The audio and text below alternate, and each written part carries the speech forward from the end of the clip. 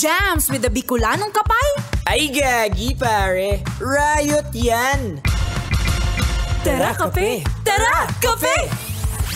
What happens pag nagkulitan? Ang masanting at ang daragang magayon? Ay gagi pare, top of the food chain pare! Tara kape! Tara kape! Konyo Bicolano at Robin Siena! Gagi pare, we're not your ordinary DJs. Tara kape! Tara kape! Gagi pare, feel good too. Awa! Konyo Bicolano! Robin Siena! Baan? Nabulol-bulol. Oo, but 2024 na bulol pa rin. Oo, pero alam mo kasama yan sa New Year's resolution ko eh. Ang Hindi wag na na masyado maging bulol. mabulol. Eh kaso, ano ba lang ngayon, pangatlong araw pa lang ng 2024, Oo. mukhang hindi matutupad. Ay nako, dasal-dasal. Ay nako, pero usapang ano tayo ngayon, Konyo Bicolano? Topak. Yan, ng mga babae. O, ikaw ba, paano mo ba nilulusutan ang topak o toyo naming mga kababaihan?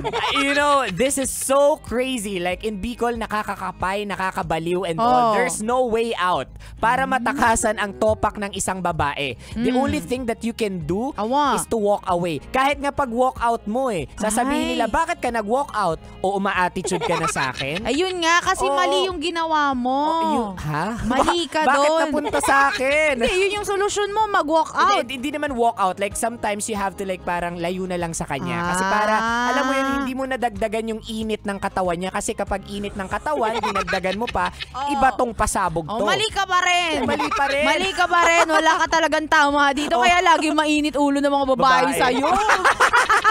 Eto tip mula sa akin na babae rin. Ayan.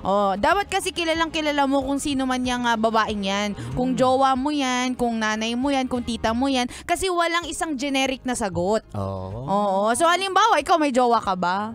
Oo. Hindi, sige, sabihin natin yung kapatid mo na lang, si Ate Grace. Okay. Anong paborito ni Ate Grace? Adobo. Adobo. Yan. O pera, ganyan. Ayan, pera.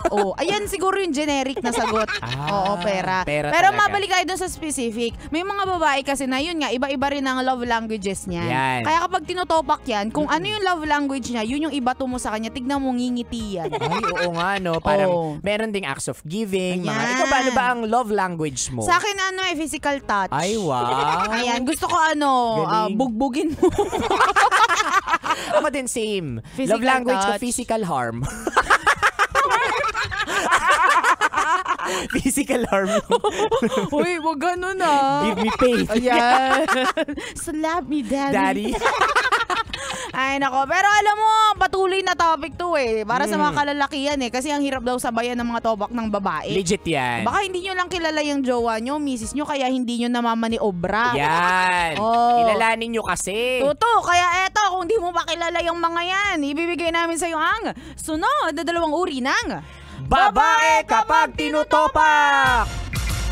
Tara kape! Tara kape! Ayun, punta tayo sa number 1. Inot. Muna, ito ang mga gutom. Kainis. Napaka-traffic talaga yung ngayon. Ano ba yan? Nakakawagod mag-drive. Ay, Biko, okay ka lang ba dyan? Stop the car! Biko? I said stop the car! Biko, ano naman ang ginawa ko? Nakakainis ka, Mar. Mainit ang ulo ko sa'yo. Stop the car, Mar. Stop it! Biko, unang-una, nasa taxi tayo. Nakakaya kay kuya. Pangalawa, nasa EDSA tayo. Ano ba nangyayari sa'yo? Sinasaniban ka na naman ba? Nakakainis. Biko, malapit na tayo sa restaurant na kakainan natin. Ay, kakain tayo, Biko? Oo. I love you, Biko! Good vibes talaga kapag kasama ka. I love you. Alam mo, minsan natatakot na ako sa'yo, Jessa. Ayan.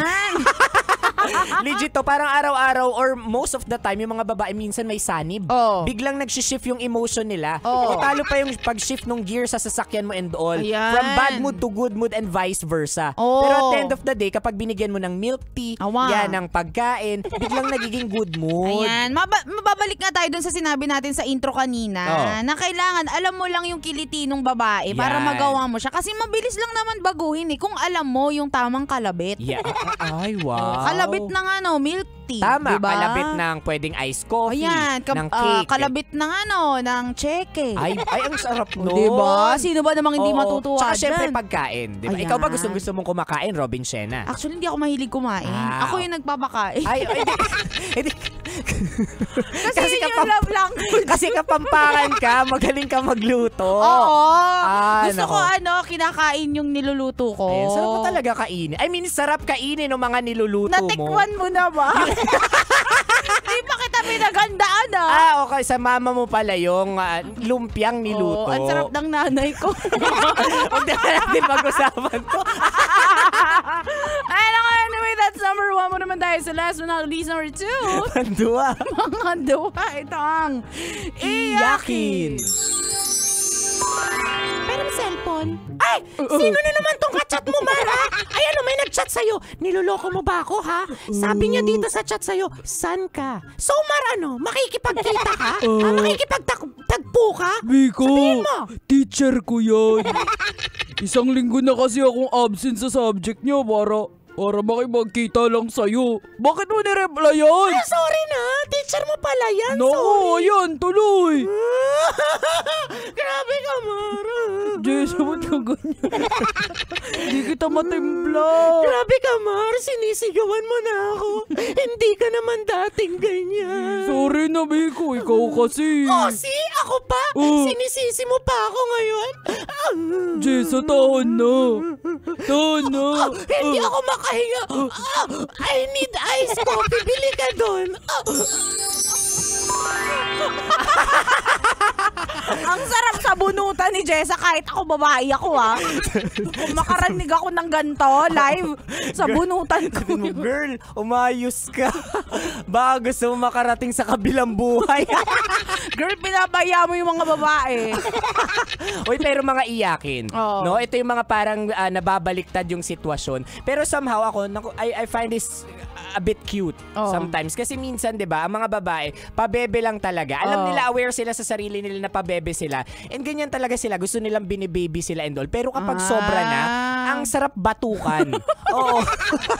Ang sarap ipatabon Oo, tapos yung mauuhaw, specific, nauuhaw ako sa iced coffee. Awa. Hazelnut, ha?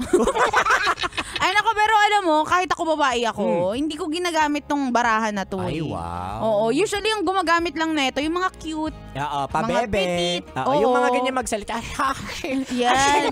Ganyan. Yung parang may singaw. Yan. O, imagine mo kasi kung ako yung nagpa-baby. Oo. Di ba? Matatakot ka. Parang baby damulag. Ay, nako, anyway, kabisyo, kung di mo naabutan ang usapan namin ito at gusto mong ipa-shoutout yung jowa mong ang lakas ng toyo. Ayan.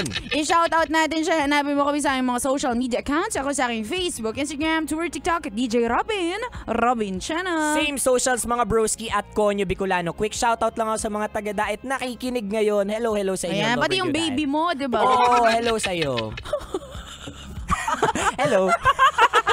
Makakasama ba kami hanggang mamayang alas 3 ng hapon para bigyan ba kayo ng mga science tips at skits sa buhay-buhay. Tiklop ka kapag baby pinag-uusapan. Oo. Muli, this is our pinakamagandang probinsyana, DJ Robin Shena. Your Aragon broski, like super legit and all Konyo Bicolano. Dito lang yan sa Tara. Kape. Tara kape. Sa 90.7 Love Radio. Feel good. Ay gagi pare. Awa.